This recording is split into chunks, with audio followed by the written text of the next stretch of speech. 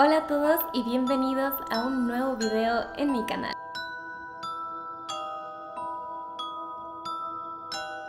El día de hoy les traigo dos reseñas de dos libros que leí en enero y de hecho fue una coincidencia haber leído estos dos libros casi al mismo tiempo, uno seguido del otro, literalmente, y creo que ambos tienen muchísimas similitudes y ambos se complementan, así que si no los has leído, yo en verdad te recomendaría leerlos igual al mismo tiempo para poder ver estas analogías que yo encontré. Así que vamos con el video.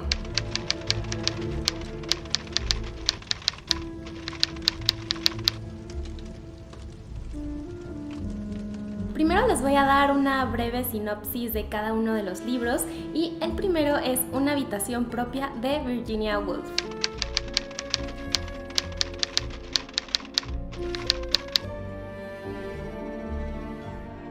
Este libro se publicó por primera vez en 1929 y de hecho este libro surgió gracias a que Virginia Woolf fue invitada a dos universidades de mujeres, que era el Newnham College y el Girton College. Y ahí se le pidió dar una serie de conferencias relacionadas con el tema de la mujer en la ficción.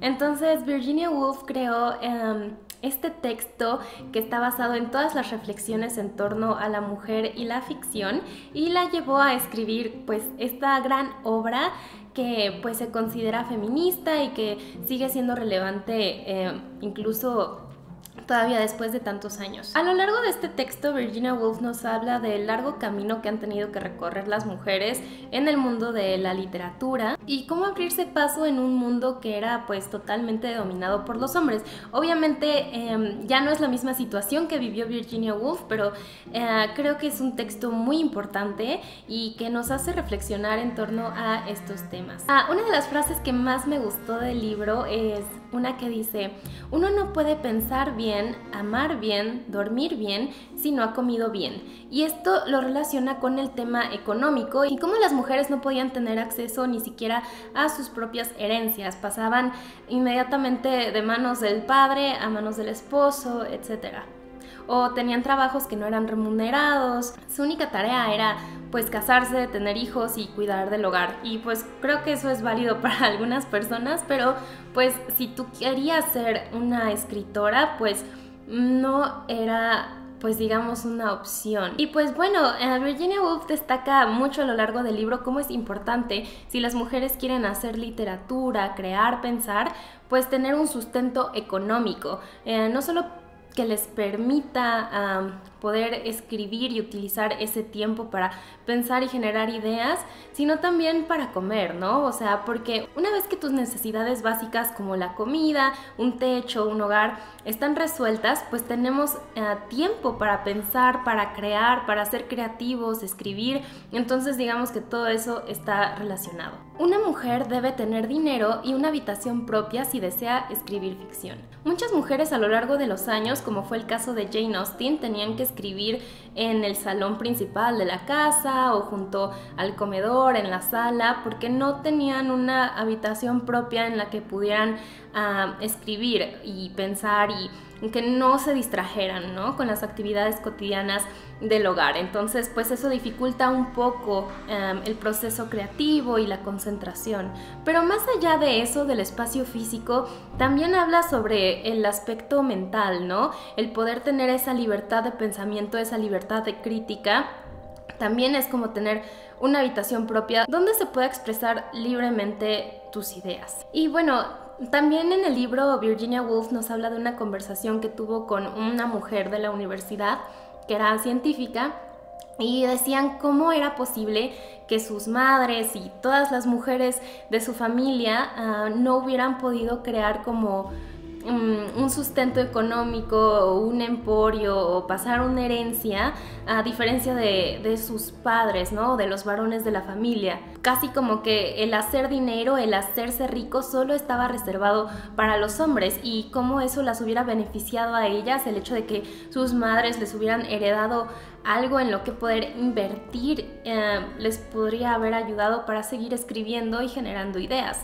De hecho, Virginia Woolf tuvo la oportunidad de escribir porque recibió por sorpresa una herencia de una tía difunta. Entonces, fue gracias a ese sustento económico que pudo sentarse a escribir. Quizá parezca brutal decir esto y desde luego es triste tener que decirlo, pero lo rigurosamente cierto es que la teoría de que el genio poético sopla donde le place y tanto entre los pobres como entre los ricos contiene poca verdad. Y es un poco volver a este tema de que pues necesitamos comida, necesitamos tener todas nuestras necesidades básicas resueltas para poder generar ideas, poder escribir una obra de arte, hacer investigaciones, etc. Otro cuestionamiento que nos plantea la autora es que los hombres estaban tan acostumbrados a hablar de mujeres y criticarlas que cuando una mujer lo hacía estaba como fuera de lugar o era mal visto.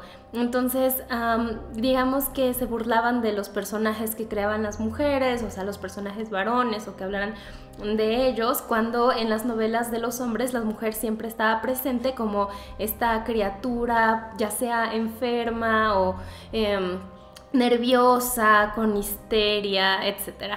Posiblemente cuando el profesor insistía con demasiado énfasis sobre la inferioridad de las mujeres, no era la inferioridad de estas lo que le preocupaba, sino su propia superioridad. Y aquí hace un poco referencia al tema de que pues más bien los hombres tenían miedo de que las mujeres los reemplazaran o les quitaran sus lugares, ¿no? Y finalmente me gustaría destacar algo que relata Virginia Woolf en este texto, y es como cuando ella estaba escribiendo esto, pues estaba en la universidad paseando y se quedó escribiendo en los jardines y la corrieron de ahí porque solo era un lugar reservado para los hombres. Y cuando intentó ingresar a la biblioteca le dijeron que solo podía hacerlo acompañada de un hombre de la universidad, o sea, no podía ir ella sola y tampoco a la iglesia. Y lo anterior vuelve a resaltar este hecho de que a la mujer se le tenía aprisionada como en una burbuja en donde no podían cosechar su educación de una forma tan libre y enriquecida como lo hacían los hombres. Y aquí de nuevo se resalta la idea de tener una habitación propia, no solo física, sino mentalmente. Y ahora vamos con la sinopsis de El tapiz amarillo de Charlotte Perkins Gilman.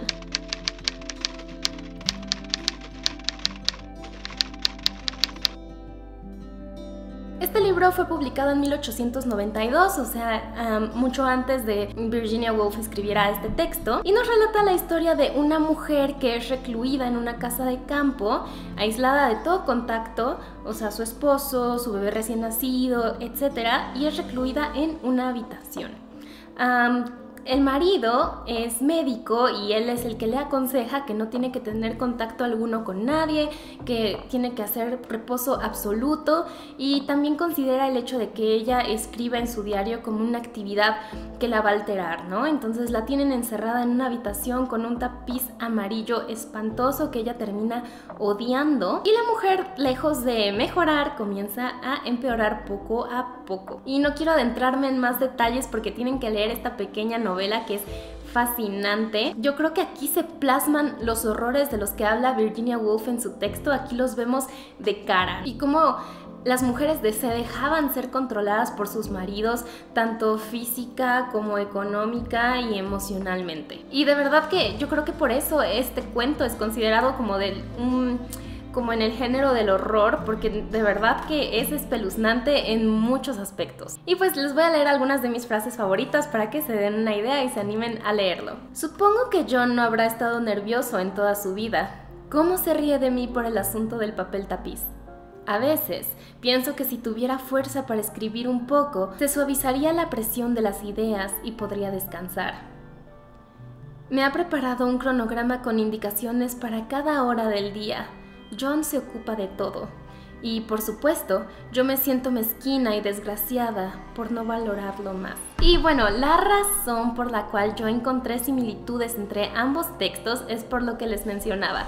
Siento que el texto de Virginia Woolf, a pesar de que se escribió después de El tapiz amarillo, yo creo que ahí pues nos habla de este problema, pero en El tapiz amarillo lo vemos de frente, vemos esos horrores de los que habla Virginia Woolf cara a cara y pues da miedo, ¿no? Es espantoso.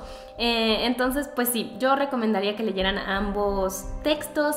Van a encontrar un montón de cosas y similitudes, y yo creo que lo importante es que, lejos de que respondan todas nuestras preguntas, es que plantea muchas dudas, plantea muchos cuestionamientos, es algo que te incita a reflexionar y pues a querer leer más. Y pues bueno, espero que les haya gustado el video de hoy. Díganme en los comentarios si ya leyeron alguno de estos textos, si se les antojó, ya han leído algo de estas dos autoras, ¿qué opinan? Y como siempre los invito a formar parte de mis clubs de lectura en Patreon.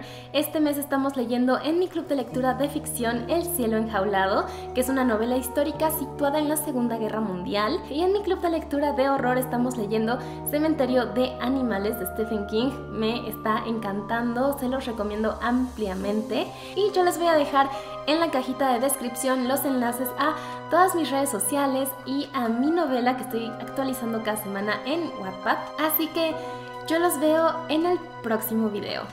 Bye.